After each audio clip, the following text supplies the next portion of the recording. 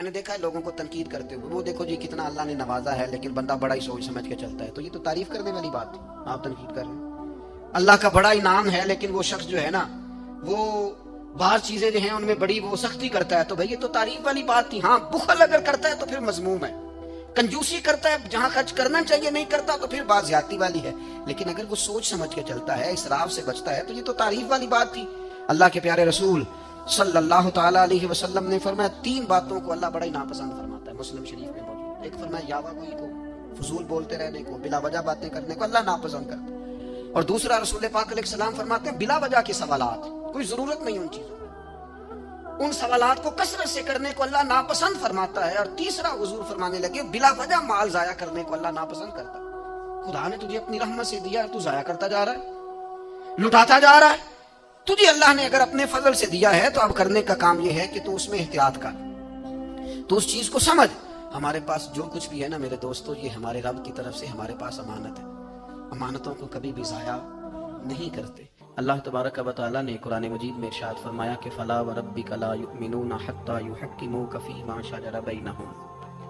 اے محبوب علیہ السلام آپ کے رب کی قسم، اے محبوب مجھے آپ کے رب کی قسم، یہ اتنی دیر تک مومن نہیں ہو سکتے جتنی دیر تک اپنے ہر معاملے میں آپ کا فیصلہ تسلیم نہیں کر لیتے، آپ کی رضا کو حاصل نہیں کر لیتے، آپ کہ ہر قول کو اپنے لیے قول فیصل نہیں جان لیتے، اتنی دیر تک یہ مومن ہو سکتے نہیں۔ ہم یہ کرتے ہیں کہ چند چیزوں میں تو دین پر عمل کرتے ہیں،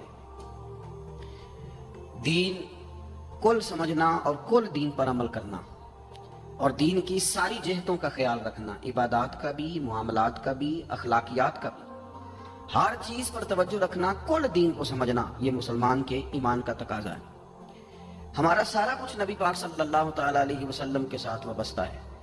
اگر ہم اپنے دین سے، ایمان سے، اپنے معاملات سے نبی پاک علیہ السلام کے نام مبارک کو معاذ اللہ نکال دیں تو ہمارے پاس کچھ بھی نہیں بچتا، یہ دنیا ساری خالی ہو جائے، اندھیر نگری ہو جائے۔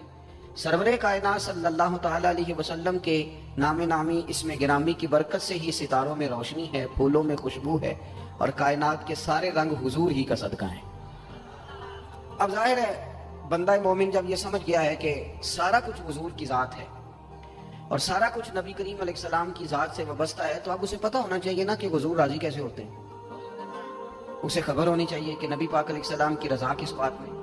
سب سے پہلے یہ سمجھ لیں کہ حضور نے فرمایا نماز میری آنکھوں کی ٹھنڈک ہے، یعنی ہم چونکہ کچھ باتیں بہت زیادہ سنتے ہیں تو اس کا ذائقہ نہیں محسوس کرتے، کبھی حدیث کے لفظوں پر غور کریں، فرمایا نماز میری آنکھوں کی ٹھنڈک ہے، یعنی کہتے ہیں نا آنکھیں ٹھنڈی ہو گئیں، تو حضور فرماتے ہیں جب تو سجدہ کرتا ہے نا میرے امتی، جب تو نماز پڑھتا ہے، رکوع قیام سجود کرتا ہے، تو تیرے نبی کی آنکھیں ٹھنڈی ہوتی ہیں۔ یہ کتنا بڑا رضا والا کام ہے نبی پاک صلی اللہ علیہ وسلم کی نماز پڑھنا۔ اور حضور کا اپنا نماز کے ساتھ رشتہ یہ تھا کہ سورج گرہن ہوا تو حضور نے نماز کی نیت مان لی، چاند گرہن ہوا تو نماز پڑھنے لگے، تیز بارشیں طوفان کی صورت میں آئیں تو نماز پڑھی، بارش نہیں ہوتی تو نماز پڑھی، حتیٰ کہ جنگوں کے موقع پر بھی میرے نبی پاک نماز کی کثرت فرماتے تھے، ہر موقع پر نماز کی طرف توجہ۔ نماز حضور کی چاہت ہے، آنکھوں کی ٹھنڈک ہے۔ وہ کس طرح کو امتی ہے جو یہ نہ چاہے گا کہ میرے نبی کی آنکھیں ٹھنڈی ہوں؟ آپ نماز پڑھیں، نماز میں آپ توجہ کریں۔ دوسرا، رسول پاک صلی اللہ تعالیٰ علیہ وسلم راضی ہوتے ہیں جب کوئی دین پہ چلتا ہے، جب کوئی دین پہ عمل کرتا ہے۔ میں نے چونکہ کچھ باتیں عرض کرنی ہیں، یہ میرا عنوان ہے، تو میں کچھ چیزیں ایسی ہیں جن کا پتہ ہے بس اشارہ کر کے گزرنا ہے۔ حضرت امیر حمزہ رضی اللہ تعالیٰ عنہ کو جب پتہ چلا کہ ابو جہل نے معاذ اللہ حضور کے سر اقدس پر ڈنڈا مارا ہے، تکلیف دی ہے، تو جناب امیر حمزہ نے بھی جا کے ابو جہل کے سر پہ ڈنڈا مارا، سر پھوڑ دیا۔ آ کے حضور کی بارگاہ میں عرض کرنے لگے کیا محبوب علیہ السلام میرے پیارے بھتیجے راضی ہو جائیں، میں نے بدلہ لے لیا ہے، ابو جہل کا سر میں نے زیادہ پھوڑ دیا ہے۔ تو حضور نے فرمایا چچا میں ابو جہل کا سر پھوڑنے سے تو خوش نہیں نہ ہوتا، تو اے محبوب آپ کیسے خوش ہوتے ہیں؟ فرمایا آپ میرے دین کا کلمہ پڑھ جائیں، مسلمان ہو جائیں، میں خوش ہو جاؤں گا۔ تو ہم چیزوں کو سمجھتے نہیں۔ دین پر جب کوئی بندہ آتا ہے، دین پہ عمل کرتا ہے، ہماری تو تڑپ ہونی چاہیے نا، لیکن نا حضور کی خواہش ہے لوگ مومن ہو جائیں۔ وحشی حضرت امیر حمزہ کا قاتل آ کے عرض کرتا ہے حضور اگر میں کلمہ پڑھ لوں تو معافی ہے؟ فرمایا آ صحیح، دین قبول کر، تیرے لیے بھی معافی ہے۔ میرے بھائی جو دین پہ آئے، دین پر عمل کرے، اس سے حضور خوش ہوتے ہیں۔ جھنڈیاں لگانا بڑا کام ہے، یہ کمکمے سجانا بڑا کام ہے، نعرے لگانا بڑا کام ہے، اس میں بڑی سعادت ہے، لیکن سمجھ لینا کہ یہ تو ہم پھول بوٹے لگا رہے ہیں دین کے کام میں. جو بنیاد ہے وہ تو دین قبول کرنا ہے, جو اساس ہے وہ تو دین پہ عمل کرنا ہے. اب آپ تیسری بات سنیں, حضور کس بات سے راضی ہوتے ہیں؟ توجہ ہے آپ کی میری بات پر؟ ہمارے ہاں نا جب کسی کا والد فوت ہو جاتا ہے نا, جو بچہ یتیم ہو جاتا ہے, تھوڑے دنوں تک لوگوں کی ہمدردیاں اس کے ساتھ رہتی ہیں. پتر میں تیرے ساتھ ہوں, فکر نہ کرنا. روز آتے ہیں, چوتھے دن آتے ہیں, میں جناب خادم ہوا, فکر نہ کرنا پتر, میں حاضر ہوں. پھر جب 15-20 دن گزرتے ہیں تو پھر کہتے ہیں نہیں, بڑا کچھ چھوڑ کے گیا ان کا ابا. ایسے تھوڑی بات ہے, اس نے کمائی کی سنبھالے ہوئے پیسے ان لوگوں نے. پھر تھوڑے سے 6 ماہ گزر جاتے ہیں تو پھر کمزوریاں نظر آتی ہیں یتیموں میں. پھر لوگ کہتے ہیں نہیں جی یہ نکمے بڑے ہیں, انہیں کام کرنا چاہیے, ہاتھ پھیلاتے ہیں, عادت پڑ گئی ہے. میں نے دیکھا ہے آہستہ آہستہ سخت ہو گئے. میں نے یتیموں کی یہ کیفیت دیکھی ہے کہ وہ اتنے زیادہ پریشان ہو جاتے ہیں, اتنی آزمائش میں آ جاتے ہیں کہ وہ باقی سارے لوگوں سے نفرت کرنے لگتے ہیں. کہاں گئے وہ کل جو کل والے دن آ کے کہہ رہے تھے مجھے بتاؤ میں روٹی پکاتا ہوں؟ 10ویں میں مجھے یاد کرنا بھول گیا انہیں سارا کچھ. وہ جس نگاہ سے اپنے بچے کو دیکھتے ہیں اس نگاہ سے دیکھتے ہی نہیں. سخت گیر ہو جاتے ہیں وہ لوگ جب ان کے سروں سے سایہ اٹھتا ہے اور ان کے قریب نہیں جاتے. آؤ نا, یہ نبی پاک کو راضی کرنے والا کام ہے. میرے رسول پاک نے فرمایا میں اور یتیم کی پرورش کرنے والا. اگر کبھی آپ ان جملوں پہ غور کر لیں تو مزہ آ جائے. حضور نے فرمایا میں اور یتیم کی پرورش کرنے والا, کفالت کرنے والا اس طرح جڑ کے جنت میں جائیں گے جس طرح میری 2 انگلیاں جڑی ہوئی ہیں. اتنا زیادہ حضور راضی ہیں, اتنا قرب ملے گا. 2 انگلیوں کی طرح جڑ کے حضور کے ساتھ جنت میں جائے گا. وہ اپنے پرائے کا غم کھانے والا, مرادیں غریبوں کی بر لانے والا, مصیبت میں غیروں کے کام آنے والا. میرے عزیز نبی پاک صلی اللہ تعالیٰ علیہ وسلم نے کہا تم نہ اشک شوئی کرو. چوتھا کام کیا ہے حضور کو راضی کرنے کا؟ سبق بھولتا نہیں جا رہا آپ کو. پہلا کیا بتایا؟ اللہ تو ہم خوش رکھے, 4-5 بندے ہم یاد ہے ماشاءاللہ. نماز پہلا کام. دوسرا جی دین پہ عمل کرنا. تیسرا جی یتیم کے ساتھ. اور ماشاءاللہ جی اتنی اچھی کلاس مل گئی ہے آپ کو تو سبق یاد ہو رہا ہے. اب چوتھی بات سنیں. آپ نے بڑا سنا ہے بیٹیوں کے بارے میں, ہمارے رویے بڑے میٹھے ہیں, بڑے اچھے ہیں. بیٹی او جی تی آگے سے ہوئے تھے, یہ ساری باتیں بڑی خیر کی. پر ناراض نہ ہونا, بیٹی کو نا پیار بھی دیتے ہیں, بیٹی کے نام پہ روتے بھی ہیں, بڑا کچھ کرتے ہیں, پر بیٹیوں کو حصہ نہیں دیتے. اور یہ حصہ صرف کروڑ پتی آدمی کا تو نہیں بنتا. جس کا 5 مرلے کا مکان ہے اس کی بیٹی کا بھی حصہ بنتا ہے. چودھریوں پہ اعتراض کرنا, سیٹھوں نوابوں پہ اعتراض کرنا, جاگیرداروں پہ اعتراض کرنا, وہ بھی حصہ نہیں دیا. آپ نے دیا ہے. وہ میں نے جی شادی کر دی تھی بچی کی, تو بچے کی نہیں کی, اس پہ نہیں پیسے لگے. میں نے جناب یہ حال کر دیا تھا کہ میں نے جناب وہ بچی کو نا جی جہیز اتنا دے دیا, تو وہ بیٹے نے 3 دفعہ کام شروع کر کے جو ضائع کیا ہے کاروبار, وہ نہیں نظر آیا. اور پھر اگر خدا نہ خواستہ باپ چلا جائے اور بھائی کے ذمے لگ جائے, تو میں نے دیکھا ہے کہ بھائی اتنا کام نہیں کرتے جتنی کہانیاں سناتے ہیں. تیرا فلاں بھی میں نے کیا, فلاں بھی میں نے کیا. بھائی تیری بہن تھی, تو نہیں کرنا تھا. اور یارو بیٹی کا پیار, حضور اس سے راضی ہوتے, حضور راضی ہوتے.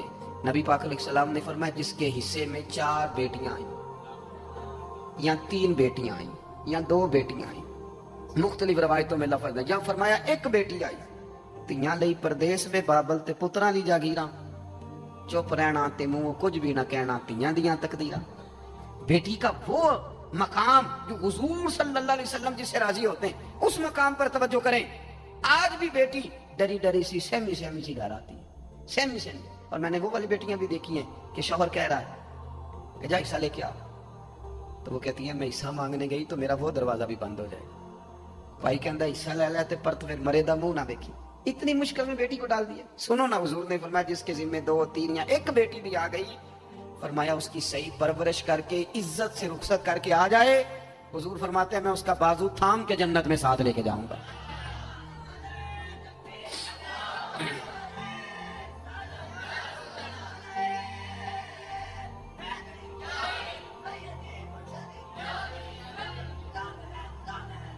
میرے عزیز, آپ یہ وہ کام ہے جو ہمیں حضور کے قریب لے جائیں گے. یہ وہ کام ہے جو ہمیں نبی پاک کے پاس لے جائیں گے, حضور کی بارگاہ تک لے جائیں گے. پھر جو حضور سے پیار کرے, جو نبی کریم سے محبت کرے.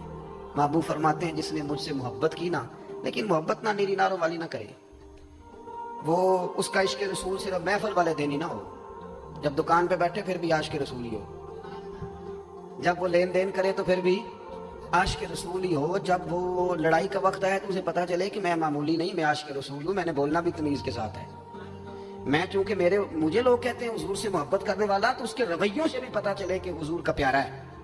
لوگ نا، میں اپنے سنگیوں سے، پیر بھائیوں سے اکثر کہتا ہوں کہ گھر جا کے کوئی بندہ اپنے پیر صاحب کی بڑی تعریف کرے نا تو پھر اپنی بیوی کو گالی دے تو بیوی کہتی ہے دسے تیرے پیر صاحب، تو جب آپ کے گھر والے یہ شکوہ کر رہے ہیں تو باہر والے نہیں کریں گے؟ آپ کا عملی انداز بھی تو ہو نا حضور سے محبت کا، عملی انداز، یعنی آپ کے لہجوں سے محبت ٹپکے، آپ کے انداز سے پیار ٹپکے۔ حضور نے فرمایا جو بندہ مجھ سے پیار کرے گا نا فَكَانَ مَعِيَ فِي الْجَنَّةِ، وہ جنت میں بھی میرے ساتھ ہی ہوگا۔ محبت مصطفیٰ ایمان کی جان ہے۔ آگے بڑھیے، چھٹی بات، جو حضور کو راضی کرنا چاہے وہ درود پاک زیادہ پڑھے۔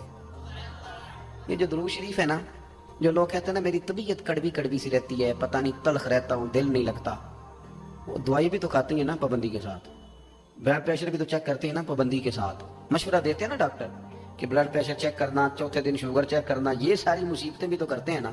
تو جو کہتے ہیں نا پریشان رہتا ہوں، وہ کچھ دن نا پابندی سے درود شریف بھی پڑھ کے دیکھے۔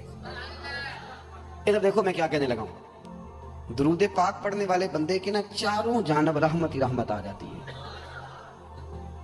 نہیں، مجھے پتا ہے نا کہ آپ کی توجہ کس بات پہ ہے، آپ زیادہ توجہ کریں گے تو بات کر لو تو زیادہ آئے گا۔ چاروں جانور، اچھا چلے میں چونکہ پیر صاحب ہوں، مولوی صاحب ہوں، کافی لوگ، میرا خیال ہے، میرا گمان ہے کہ کافی لوگ مجھے جانتے ہیں۔ گمان ہو جاتا ہے نا جب گاڑی کے پیچھے لوگ بھاگتے ہیں تو بندے کو بڑی غلط فہمیاں ہوتی ہیں، حالانکہ ڈرنا ہی زیادہ بہتر ہے، ڈرنا ہی زیادہ بہتر ہے۔ اللہ تبارک و تعالیٰ اپنی خفیہ تدبیر میں جب فیصلہ کرے تو رحمت والا فیصلہ کرے، اور اللہ ہماری پردہ پوشی کرے۔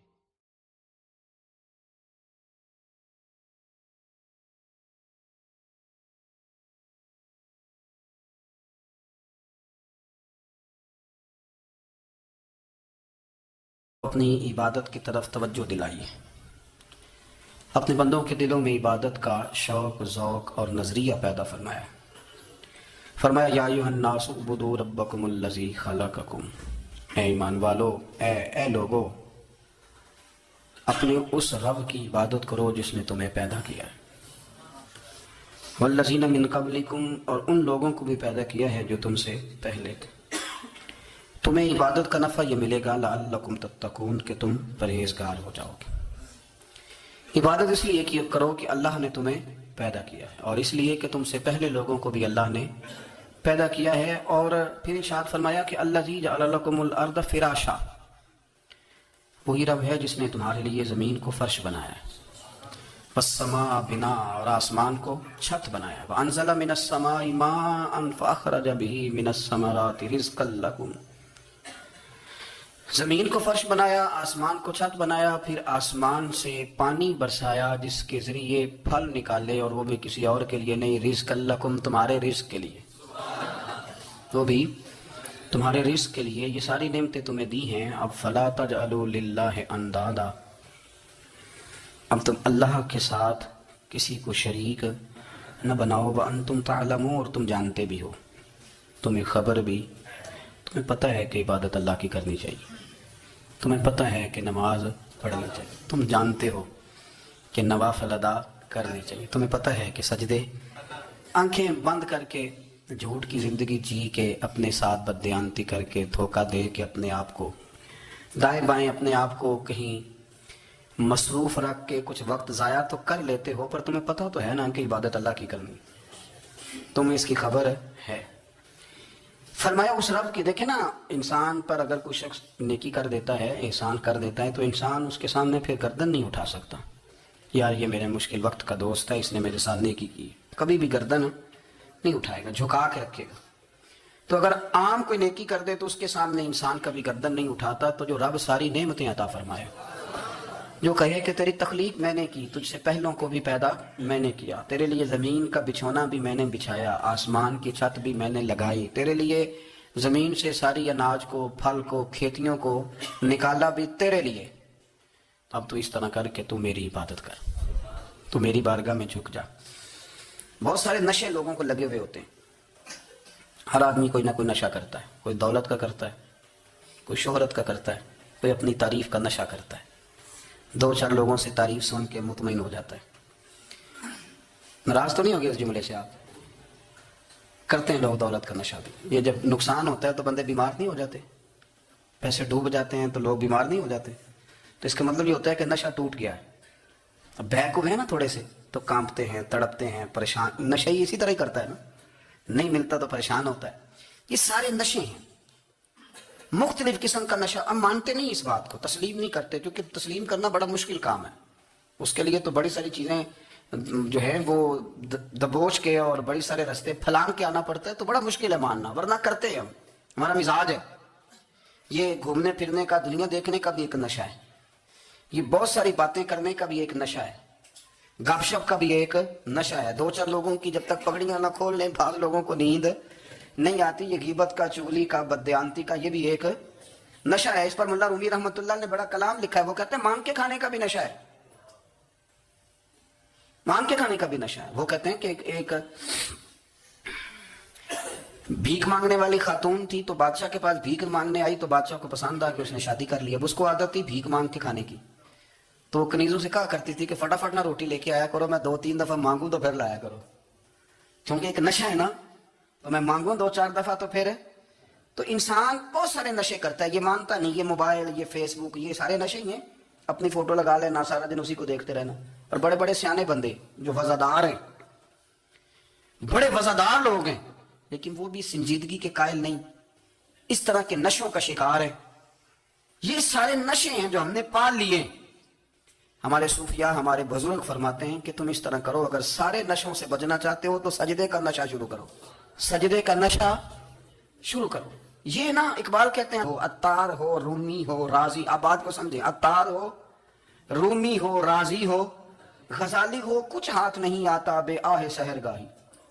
کہتے ہیں بہت بڑا صوفی ہو جیسے فرید الدین عطار تھے، بہت بڑا تصوف کا امام ہو جیسے امام غزالی تھے، بہت بڑا تفسیر کا استاد ہو جیسے امام رازی ہو، عطار ہو، رومی ہو، رازی ہو، غزالی ہو، پر کچھ ہاتھ نہیں آتا بے آہ سحر گاہی۔ اگر سویرے اٹھ کے روتا نہیں نا اللہ کی بارگاہ میں، اگر تہجد نہیں نہ پڑھتا، تو کچھ ہاتھ نہیں آتا بے آہ سحر گاہی، پھر اس کو کوئی چیز نصیب۔ میری بات کی سمجھ آ رہی ہے آپ حضرات؟ جب تک آپ سویرے نہیں اٹھتے، آپ اللہ اللہ نہیں کرتے، آپ کو نوافل کا چسکا نہیں، عبادت کا مزہ نہیں، فرمایا میری عبادت کرو، یہ شوق پیدا کرو، میں نے تمہیں پیدا کیا ہے۔ ہم لوگوں کے نشے، مختلف نشے، بڑا عجیب رنگ ہے۔ محفل کی صدارت کرنے والے بڑے پیر صاحب، بڑے القابات، ہو بیچ میں سے بندہ تلاش کرنے سے بھی نہیں مل رہا، اتنے بڑے لقب ہیں اس کے، لیکن وہ ساج سنور کے 2.5 گھنٹے بیٹھا رہا محفل میں، اور نماز کا وقت آیا تو اس نے مختصر سی پڑھی، وہ نکل گیا، وہ ہلکے سے سجدے کیے۔ او اتنا بڑا عشق رسول نعت کا، او ہو کیا بات ہے، اور عشق رسول کا بہت بڑا پیغامبر، بہت بڑا مبلغ، پر بیچارہ سمجھ ہی نہیں سکا کہ اللہ کے رسول نے فرمایا تو نماز پڑھ میری آنکھیں ٹھنڈی ہو جائیں گی۔ تو یہ نشے کے عادی تو ہیں پر حقیقت کے قائل نہیں۔ یہ بس ٹھیک ہے، خوابوں کی دنیا میں لوگ زندہ ہیں، پر جن کو یہ جو نشہ تھا نا عبادت کا، یہ میرے رسول پاک کی چاہت ہے، یہ میرے نبی کریم علیہ السلام کی۔ آپ دیکھیں نا حضور مہینوں جا کے غار حرا میں بیٹھتے، کیا وہاں تبلیغ کرتے تھے؟ کوئی کتاب لکھتے تھے؟ رسول کریم علیہ السلام مہینہ رہتے غار حرا میں، کوئی نہ مجھے دیکھے، کوئی نہ مجھے ملے، حضور یہاں کیا ہے؟ فرمایا میں اپنے رب کی عبادت کروں گا۔ نبی کریم علیہ السلام نے سجدوں کے ساتھ پتھروں اور پہاڑوں کو آباد کر دیا، سجدوں کے ساتھ۔ آپ کا سجدہ آپ کو بہت ساری چیزوں سے چھڑا لیتا ہے، یہ بہت ساری جگہوں سے جھکنے سے بچا لیتا ہے۔ صوفیاء، اولیاء یہ کیا کرتے تھے؟ یہ سجدے کا ذوق ہی تو پیدا کرتے تھے، سجدے کا ذوق۔ شاہ عبدالعزیز دباغ رحمۃ اللہ تعالی علیہ اپنے مریدوں سے فرمایا کرتے تھے کہ اگر تم پکے نمازی بن جاؤ نا، تہجد گزار ہو جاؤ، تو میرے پاس آنا جانا چھوڑ دینا۔ عرض کی حضور کیوں؟ فرمایا میں تمہارے اور رب رسول کے راستے میں رکاوٹ نہیں بننا چاہتا، اب میرا مقصود ہے تمہیں وہاں تک پہنچانا، جب پہنچ گئے تو پھر میری ضرورت ختم ہو گئی۔ ہاں کبھی وسوسہ آئے، شک پیدا ہو، تکلیف ہو تو آنا، ورنہ میں نہیں چاہتا کہ میں رکاوٹ بنا رہوں۔ تم اللہ اللہ کرو، اس مالک کو راضی کرو۔ میرے رسول پاک علیہ وسلم نے فرمایا بندہ اللہ کے سب سے قریب اس وقت ہوتا ہے جب وہ سجدے کی حالت میں ہوتا ہے۔ کس کے قریب ہوتا ہے؟ اللہ کے سب سے قریب ہوتا ہے وہ۔ وہ بڑا نیڑے ہے رب کے، بڑا قریب ہے، اس لیے کہ وہ حالت سجدہ میں، وہ جب سجدے کرتا ہے نا اس کی بارگاہ میں جب جھک جاتا ہے. آپ ذرا سجدے کی کیفیت دیکھیں نا، زبان بھی یہاں ہے، آنکھ بھی یہاں ہے، کان بھی، عقل بھی ساری، اس نے سارا کچھ رکھ دیا سجدے میں. آپ وہ کبھی پیچھے جائیں تو دیہاتوں میں کہا جاتا تھا ناک سے نکیریں نکالو، بہت بڑی سزا ہوتی تھی نا، ناک سے نکیریں نکالو، بڑی سزا ہوتی تھی. تو اس نے کہا مالک مجھے کسی نے کہا نہیں، پر دیکھنا میں نے رکھ دی ساری عقل سجدے میں، اور رکھ کے کہا کیا سبحان ربی یا اللہ، اللہ میں پست ہوں تو اعلیٰ ہے، اللہ تو میرا رب ہے اور تو سب سے اعلیٰ. اتنا، اور فرمایا جب یہ اس کیفیت میں ہوتا ہے تو پھر یہ اپنے رب کے قریب ہوتا ہے. کثرت عبادت، نوافل. ہمارے ہاں عمرے کی قرآن اندازی محفلوں پہ ہونے لگ گئی ہے، حالانکہ حدیث سے ثابت نہیں. میں دوستوں سے کہتا ہوں جائز ہے، کرنی چاہیے، عمرے کی قرآن اندازی جائز ہے، پر کسی حدیث میں نہیں آئی کہ قرآن اندازی کرو عمرہ کرو. حدیث میں قرآن اندازی یہ آئی ہے کہ نبی پاک علیہ السلام نے فرمایا تمہیں پتہ چل جائے نا پہلی صف کا ثواب کتنا ہے تم قرآن اندازی کرو. عمرے کی قرآن اندازی کا تو پوسٹر چھپتا ہے، تو یہ والی قرآن اندازی کب ہونی ہے؟ ہونی چاہیے کہ نہیں؟ حضور نے فرمایا تمہیں پتہ چلے کہ اس کا ثواب کتنا تو تم قرآن اندازی کرو، تم قرآن ڈالو. جب آپ نماز پڑھ رہے ہوتے ہیں، جب آپ کا مصلی آباد ہوتا ہے، صلاح الدین ایوبی، ایک بزرگ سے ملاقات ہو گئی، بیت المقدس پر قبضہ تھا عیسائیوں کا. تو صلاح الدین بڑے پریشان تھے. بابا جی کہنے لگے پتر کیا ہوا؟ کہنے لگے حضور پتہ چلا ہے دشمن کے 2 بحری بیڑے اسلحہ لے کے آ رہے ہیں. مسلمان پہلے ہی کمزور ہیں، اور اب اگر 2 بحری بیڑے اور آ گئے تو حضور مسئلہ بن جائے گا. تو میں پریشان ہوں کہ کس طرح یہ کم مسئلے والی ہماری فوج ہے کیسے مقابلہ کرے گی. تو بابا جی کہنے لگے پتر اس طرح کرنا، آج رات تو بھی دعا کرنا اور میں بھی کروں گا، تو بھی دعا کرنا. آپ ناراض نہ ہونا، ہم تو پیروں والے ہیں، ہم تو پیروں کے نوکر غلام ہیں، ہمارا تو گزارا ہی نہیں، ہمیں تو ملتا ہے سارا کچھ وہاں سے. پر میرا سوال یہ ہے کہ تعویذ لینے جاتے ہو نفل کیوں نہیں پڑھتے؟ رات اللہ اللہ کیوں نہیں کرتے؟ یہ بھی تو ہمارے بزرگوں کا ہی طریقہ ہے، انہوں نے تو ہمیں سکھایا ہے. صلاح الدین ایوبی سے بزرگوں نے کہا کہ رات آج نا اللہ اللہ کرنا تو میں تیرے لیے دعا کروں گا، تو بھی دعا کرنا. تو بندہ جب دکھی ہوتا ہے تو سجدہ کرتا ہے تو پھر ہی تو مصلی بھیگ جاتا ہے، پھر ہی تو مزہ آتا ہے. سکھی بندہ تو کعبے جا کے نہیں روتا، دکھی تھے، تکلیف تھی، تو سر رکھا سجدے میں تو تڑپ گئے. اور وہ بابا جی کہتے ہیں میں مسجد آیا تو صلاح الدین چیخے مار کے رو رہا تھا اور کہہ رہا تھا مالک میں کوئی اپنی شان کے لیے تو نہیں نہ لڑ رہا، اللہ کو میں کوئی قبضوں کے لیے تو نہیں لڑ رہا، مالک تیرے لیے لڑ رہا ہوں، مجھے بے آبرو نہ کرنا، میری مدد فرمانا. کہتے ہیں میں آیا تھا کہ مسجد میں دعا کروں گا، پر صلاح الدین ایوبی کو روتے دیکھا تو میں لوٹ گیا. تو سویرے صلاح الدین ملے تو بڑے خوش تھے. میں نے کہا پتر کیا ہوا؟ کہنے لگے حضور وہ بحری بیڑے 2 آ رہے تھے نا اسلحہ لے کے، دونوں ڈوب گئے پانی میں ڈوب گئے. تو بابا جی کہنے لگے صلاح الدین وہ پانی میں نہیں ڈوبے، وہ تیرے آنسوؤں میں ڈوب گئے، وہ غرق ہو گئے. وہ جو تو نے مصلی بات کیا تو وہ تیرے آنسوؤں میں ڈوب گئے، وہ غرق ہو گئے. وہ تباہ اتنے قیمتی تھے تیرے آنسو کے بہا لے گئے دشمن کے بحری بیڑوں کو. میرے بھائی ٹھیک ہو گیا جی، میرے عزیز سمجھ لیں اس بات کو ہمیشہ کے لیے، اور اس پر غور کر لیں اچھے طریقے سے کہ میرے رسول کریم سید عالم صلی اللہ علیہ وسلم نے نا ہماری توجہ دلائی، حضور نے ہمیں بتلایا، ہمارا ذوق بڑھایا عبادت کی طرف. ایک صحابی تھے حضرت ابو فاطمہ رضی اللہ تعالیٰ عنہ، یہ ترمذی شریف کی حدیث ہے. نبی پاک علیہ السلام نے فرمایا ابو فاطمہ قیامت کے دن مجھ سے جلدی ملنا چاہتے ہو کہ دیر کے ساتھ؟ تو کہنے لگے حضور کون ہوگا جو دیر سے ملنا چاہے گا؟ ہم نے تو جان دے دی وعدہ دیدار پر. اعلیٰ حضرت فرماتے ہیں جان دے دی وعدہ اور نقد اپنا دام ہو ہی جائے گا. مجھے لگتا ہے کہ یہ سودا نقد و نقد ہو جانا ہے، چونکہ ہم نے جان دے دی وعدہ دیدار پر. آپ نے وعدہ کیا تھا کہ مریں گے تو پھر زیارت ہوگی، تو مر گئے ہم زیارت کی خاطر. جان دے دی وعدہ دیدار پر تو نقد اپنا دام ہو ہی جائے گا. اے رضا ہر کام کا ایک وقت ہے، دل کو بھی آرام ہو ہی جائے گا. تو حضرت ابو فاطمہ رضی اللہ تعالیٰ عنہ سے نبی پاک صلی اللہ علیہ وسلم نے فرمایا جلدی ملنا چاہتے ہو کہ دیر سے؟ اس کی حضور فٹافٹ ملنا ہے، میں نے قیامت کے دن آپ سے جلدی ملنا ہے. تو نبی پاک علیہ السلام نے فرمایا پھر اس طرح کرنا، دنیا میں رہ کے سجدے زیادہ کرنا، پھر سجدے زیادہ کرنا، قیامت میں ملاقات جلدی ہو جائے گی، قرب ملے گا تمہیں. اپنے بچوں کے اندر دیکھیں نا، ہم شوق پیدا کرتے ہیں، ہمیں صحیح لفظ نہیں بولنے آتے ہیں، پر ہم بچوں میں شوق پیدا کرتے ہیں کہ پتر ڈاکٹر بن جائے گا تو بڑا نفع کرے گا، تو لوگوں کی خدمت کرے گا، ملک و ملت کی خدمت کرے گا، تیرے ابا کا نام روشن ہوگا، تیرے دادا کی تعریفیں ہوں گی. ہم یہ ذوق پیدا کرتے ہیں. ہم اپنے نوجوانوں کے اندر یہ فکر پیدا کرتے ہیں، انہیں ہم سمجھاتے ہیں کہ میاں جب تم پڑھو گے، محنت کرو گے تو فلاں آدمی کی طرح تمہارا نام ہوگا.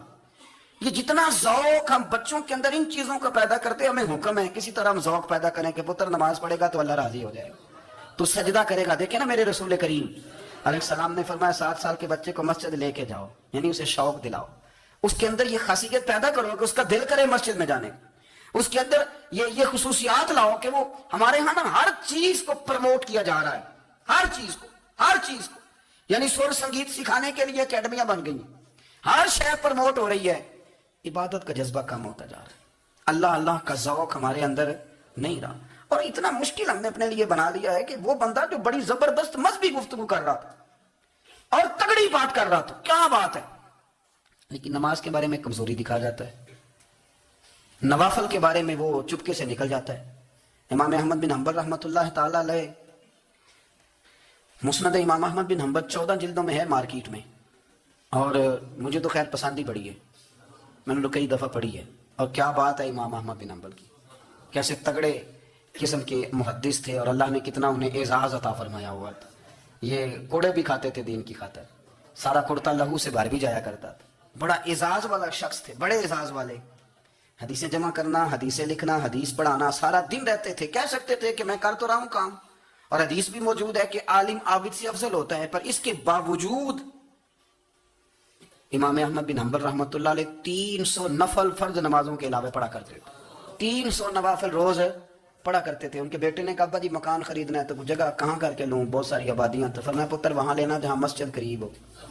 میرے رسول کریم سید عالم صلی اللہ علیہ وسلم اتنا پسند کرتے مسجد کو، اتنا پسند کرتے نماز کو، کہ رسول کریم صلی اللہ علیہ وسلم تہجد کی نماز بھی پڑھتے، پھر حضور فجر کی نماز بھی پڑھتے، نبی پاک وتر کو الگ کر کے پڑھتے، عشاء کے ساتھ نہیں پڑھتے، یہ تو ہم اس لیے اجازت دی ہمارے بزرگوں نے کہ بعد میں اٹھے گا کون علیحدہ وتر پڑھنے کے لیے، عشاء کے ساتھ پڑھ لے، وتر پڑھتے، تہجد پڑھتے، فجر پڑھتے، اشراق پڑھتے، چاشت پڑھتے، پھر مغرب کی نماز کے بعد 6 رکعت اوابین پڑھتے، پھر رات کو صلاۃ اللیل پڑھتے۔ سیدہ عائشہ صدیقہ کہتی ہیں زمانہ سو جاتا اور میرے رسول مصلی بچھا کے کھڑے ہو جاتے، او یار کھیتی باڑی کر کے نہیں، محنت مزدوری کر کے نہیں، جناب عائشہ کہتی ہیں میں یہ بھی دیکھتی کہ حضور ایک آیت شروع کرتے تو ساری رات اسی کو پڑھتے، اور میری نظر جاتی تو قدم مبارک پہ ورم آ جاتا، یار نماز پڑھ کے اتنی مشقت کر کے، اتنی جد و جہد کر کے ورم آ گیا، یا رسول اللہ اتنی محنت کیوں کرتے ہو؟ فرمایا فلا اکون عبدا شکورا، کیا میں اپنے رب کا شکر گزار بندہ نہ بنوں؟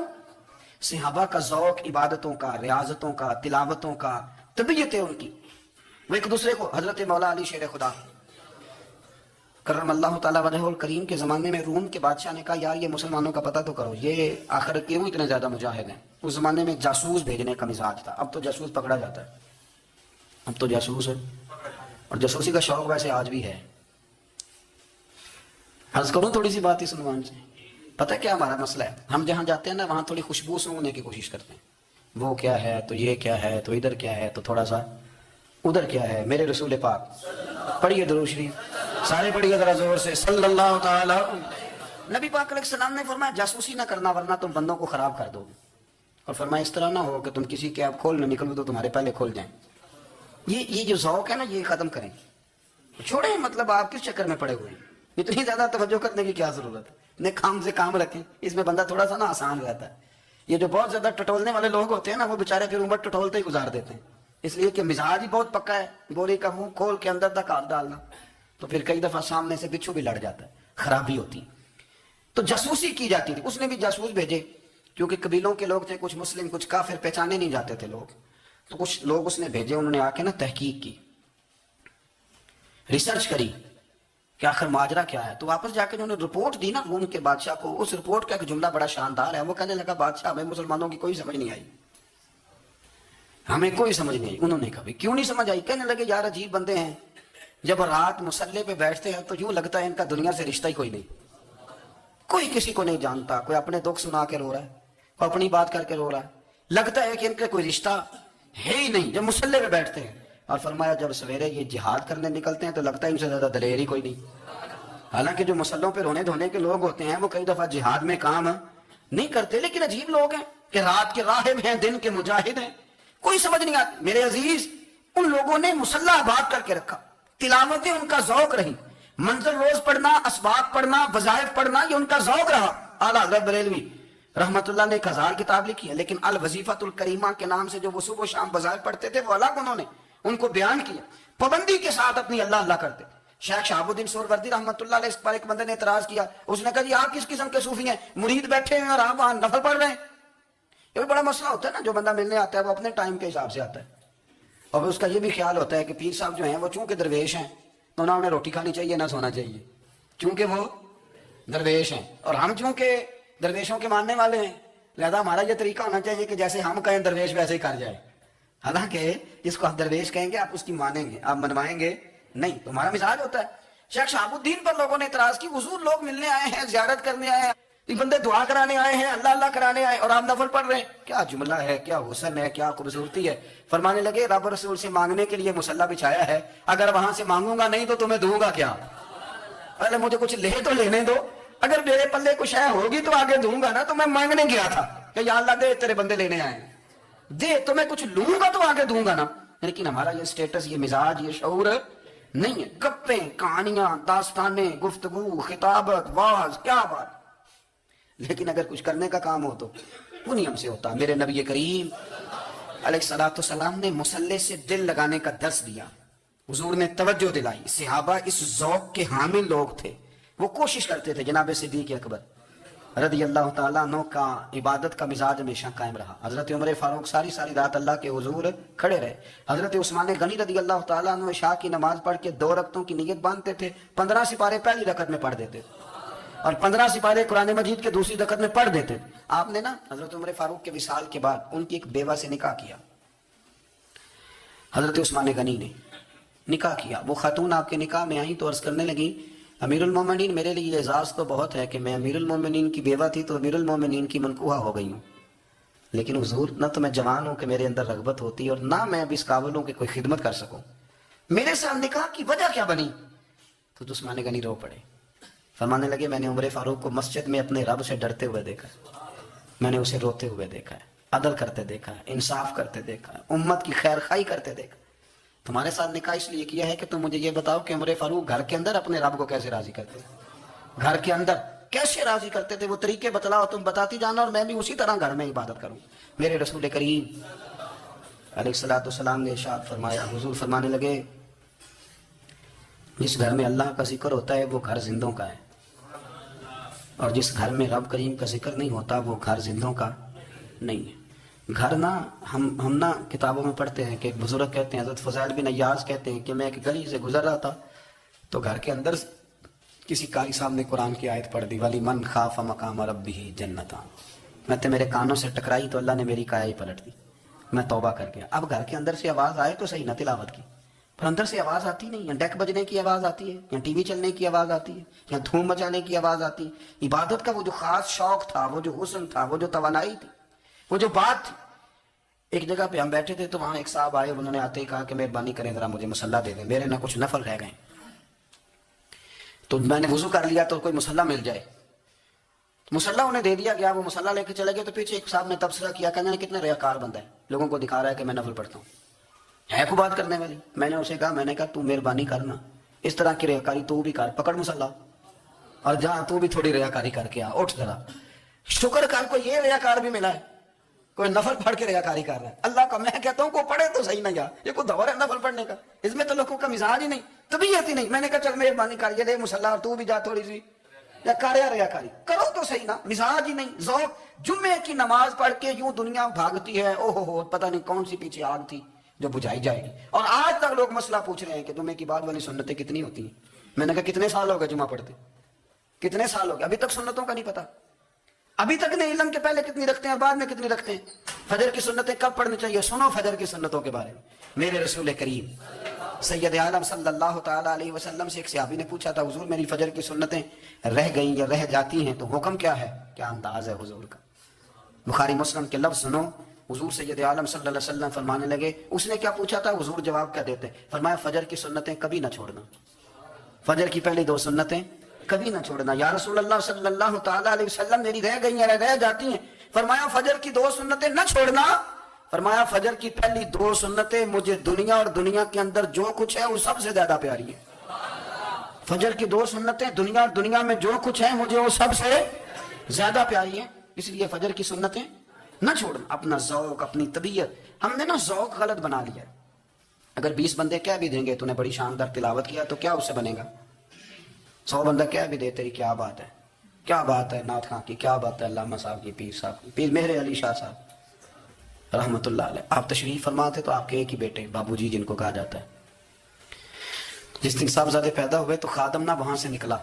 ان لوگوں کے شوق اور طرح کے تھے نا، تو ان کی توجہ بھی اپنے شوق کی طرف رہتی. تو خادم نکلا اندر سے، پیر صاحب مبارک ہو، پیر صاحب مبارک ہو، پیر صاحب مبارک ہو، پیر صاحب مبارک ہو، شور کر رہے ہیں. تو پیر صاحب کو وجد ہو گیا، اللہ اکبر اللہ اکبر اللہ. وہ کیا ہوا، کس بات کی مبارک دے رہے ہو؟ عرض کی حضور اللہ نے بیٹا دیا ہے. تو آپ فرمانے لگے اچھا حضور آپ کیا ہوا، آپ تو پریشان ہو گئے. فرمانے لگے جب تو نے 3 دفعہ کہا نا مہر علی کو مبارک ہو تو میں سمجھا تھا شاید تجھے کسی نے بتا دیا ہے کہ مہر علی سے اللہ راضی ہو گیا. میں سمجھا تھا کہ شاید تو یہ خبر لے کے آیا ہے کہ کسی نے بتایا ہے کہ مجھے آج خبر ملی ہے کہ مہر علی سے رب اچھا پتر ہوا ہے. الحمدللہ اللہ کا شکر ہے. پر میرے لیے مبارک کا دن وہ ہوگا جب میرا رب کہے گا کہ میں مہر علی سے راضی ہوں. میرے محبوب کہیں گے کہ میں مہر علی سے. آپ بات کو سمجھیں، شوق کی کسی اور طرف تھا، دل ہی کہیں اور لگا ہوا تھا، طبیعت ہی کہیں اور مائل تھی. کوئی وظیفہ پوچھتے تھے تو پڑھتے تھے وہ لوگ، کچھ اللہ اللہ انہیں بتائی جاتی تھی تو کرنے کا ذوق رکھتے تھے، طبیعت تھی، قائل تھے. حضرت ربیع کہتے ہیں میں بڑی دور سے سفر کر کے گیا حضرت اویس کرنی سے ملنے، بڑی دور سے. اور جب میں پہنچا تو فجر کا وقت تھا. تو حضرت اویس کرنی کو میں نے پا لیا تو وہ نماز پڑھ کے نا قرآن شریف لے کے بیٹھ گئے. فرماتے ہیں اشراق چاشت کا وقت ہوا تو نفلوں کی نیت باندھ لی. محدث ابن الجوزی نے لکھا ہے، فرماتے ہیں پھر جب زوال کا وقت ہوا تو مسجد میں جھاڑو دینے لگ گئے. ظہر کی نماز پڑھ کے تو عصر کی تیاری تک وہ مسجد میں بیٹھے رہے.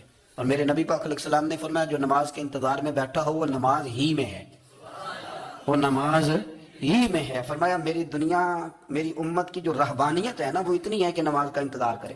اذان کے بعد نماز کا یہ راہب ہے، یہ اس وقت چھوڑ کے بیٹھے ہیں ذرا کچھ. فرماتے ہیں عصر تک انہوں نے اللہ اللہ کی، پھر مغرب تک کی، عشاء کی نماز ہوئی تو نماز پڑھی تو وہ تھک گئے. اب مجھے وہ فارغ ہوں مصلی چھوڑے تو میں ملاقات کروں نا. یہ آپ حیران نہ ہو کہ اتنی دیر بندہ کیسے اللہ اللہ کر، ہم نے کی نہیں نا اس لیے ہم پریشان ہیں. جو عادی ہوتے ہیں وہ کر بھی لیتے ہیں، وہ یہ کام ہے.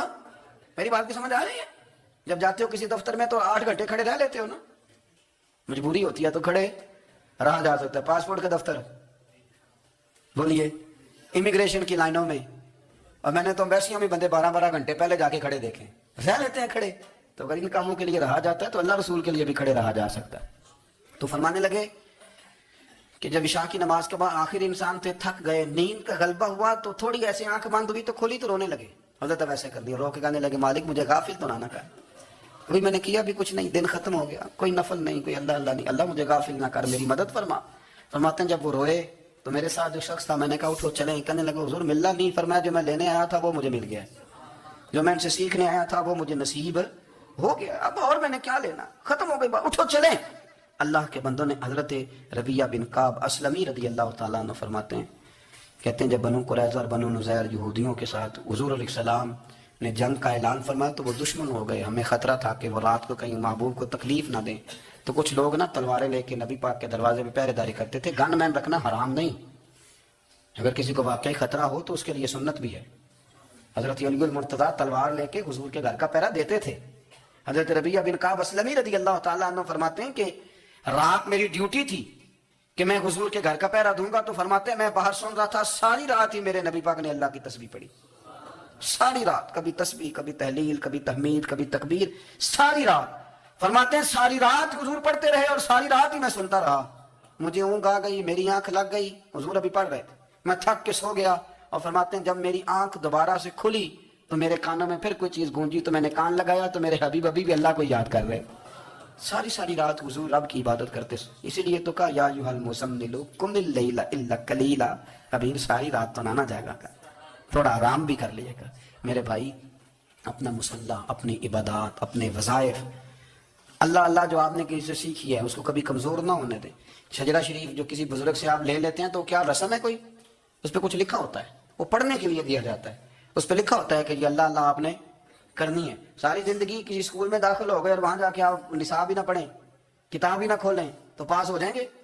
تو کہتے ہیں میں 20 سال جاتا رہا ملا کچھ نہیں. تو آپ نے لیا کیا ہے؟ ایک اتنی سی کتاب تھی، اس کو تو کھول کے آپ دیکھ نہیں سکے، اس کے وظائف تک تو رسائی نہ ہوئی. اس لیے کہ اللہ اللہ کرنا مشکل ہے. اور تصویر کھنچانا یہ آسان کام ہے، تو جو آسان ہے اس طرف ہماری توجہ لگی رہتی ہے، اور جو مشکل ہے اس طرف ہم ذوق پیدا نہیں کرتے۔ یا ایھا الناس اعبدوا ربکم الذی خلقکم والذین من قبلکم لعلکم تتقون، اے لوگوں اس رب کی عبادت کرو جس نے تمہیں پیدا کیا اور تم سے پہلوں کو پیدا کیا، اس لیے عبادت کرو کہ تم پرہیزگار ہو جاؤ گے۔ مالک سمجھنے کی توفیق عطا فرمائے۔